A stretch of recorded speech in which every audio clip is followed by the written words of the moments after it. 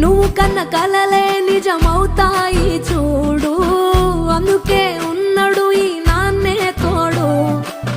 దశరథ మహారాజే నాన్నై పుట్టాడు, నువ్వు రాముడంత ఎదగరనేడు. చరితలు ఎన్నడు చూడని మమతల గూడే వీధిరో, సంపద అంటే ఏదో కాదురో, ఇంతకు మించి